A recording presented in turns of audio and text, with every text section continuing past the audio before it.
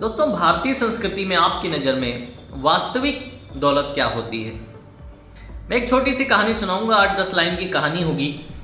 और इसमें एक व्यक्ति है जो राजमिस्त्री का काम करता है, मतलब मकान जोड़ने का काम करता है।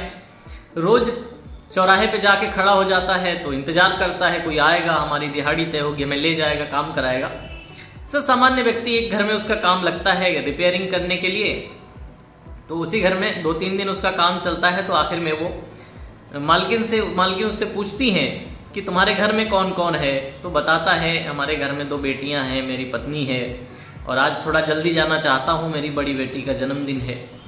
तो मालकिन कहती हैं ठीक है चले जाना। उसे 3 दिन का वेतन देती हैं जो उसने काम किया, उसकी मजदूरी हुई, और एक चॉकलेट का डिब्बा देती हैं कि अपनी बेटी को दे देना मेरी तरफ से।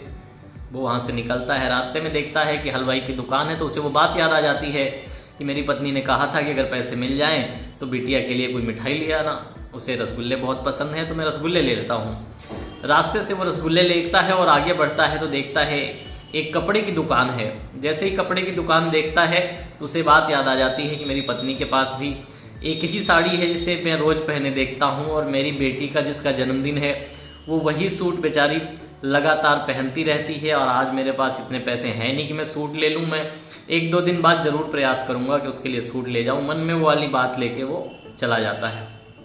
जैसे ही घर पहुँचता है उसकी वाइफ रोज़ की तरह आती है, दरवाज़ा खोलती है और मुस्कुराते हुए उसके हाथ से सामान ले लेती हैं, अंदर बुलाती हैं, बिठाती हैं, और बड़ी बेटी पानी लेके आती है। जैसा कि रोज़ होता है आम घरों में, बड़ी बेटी पानी लेके आती है और दोनों खुशी से कहती हैं कि पापा हमने एक झालर लगाई है, आज बर्थडे है।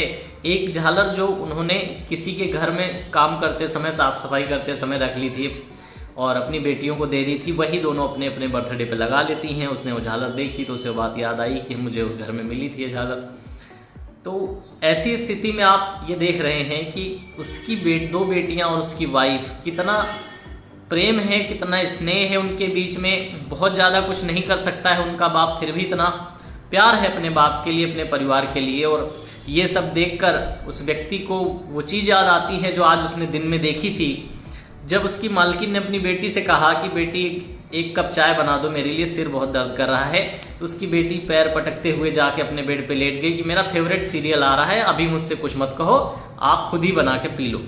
जब उस व्यक्ति के दिमाग में वो वाली बात आती है तो वो समझ जाता है कि मेरे पास उतना धन नहीं है तो कोई बात नहीं, लेकिन मेरे पास वो दौलत है जो किसी भी अमीर व्यक्ति के पास होना रेयर होता है, कि पैसे भी हों और पूरे परिवार में यूनिटी भी हो, एक दूसरे का सम्मान भी हो, प्यार भी हो, और एक मजबूत परिवार भी हो। तो वास्तविक दौलत भारतीय संस्कृति को अगर देखें तो एक परिवार जिसमें सभी रिश्तों का सम्मान है और जिनके संस्कार अच्छे हैं, वो होती है वास्तविक दौलत। और जिनके पास दौलत बहुत है पर सम्मान प्यार कुछ नहीं है, एक दूसरे से कोई ढंग से बात भी नहीं करता है, एक घर में रहकर सिर्फ पैसा है, वो एक वास्तविक दौलत हमारी भारतीय संस्कृति में नहीं है।